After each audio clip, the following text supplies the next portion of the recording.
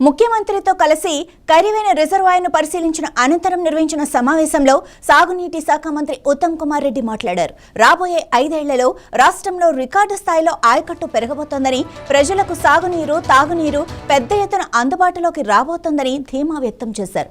గత 10 ఏళ్ల బీఆర్ఎస్ పాలనలో తెలంగాణ ప్రజలను తాకట్టు పెట్టి 1,00,000 కోట్ల అప్పులు తెచ్చారని, అయినప్పటికీ కాళేశ్వరం సహా ఏ ఒక్క ప్రాజెక్టు పూర్తి కాలేదని మండిపడ్డారు.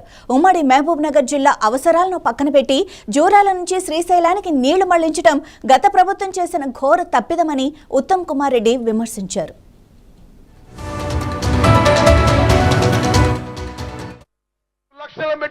కేంద్ర ప్రభుత్వం సహకరించకున్నా మన ప్రభుత్వం, మన కాంగ్రెస్ ప్రభుత్వం, ముఖ్యమంత్రిలో కాంగ్రెస్ ప్రభుత్వం 16,000 రూపాయలు అదనంగా ఇచ్చి ప్రతి రైతు నుంచి ప్రతి గింజ కొనుగోలు చేసిన విషయం మరి రైతులందరికీ తెలవాలి.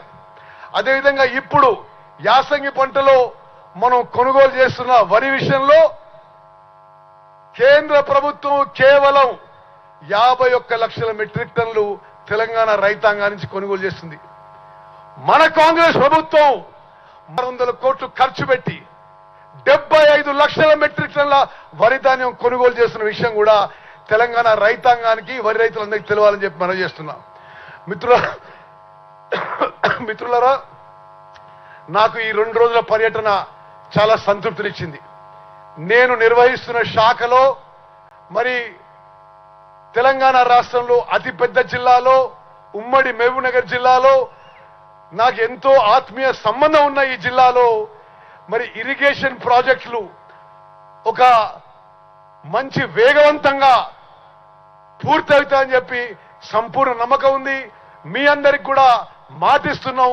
Palamuru Rangareddy, Maktal Narayanpet Kodangal lift irrigation scheme, Kalwakurthy, Nettempadu, Koil Sagar, Bhima అన్ని ఇరిగేషన్ ప్రాజెక్టులు ఈసారి మా ప్రభుత్వంలో ఈ టర్మ్ లో పూర్తి చేస్తామని చెప్పి మాటిస్తూ ముగిస్తున్నాను.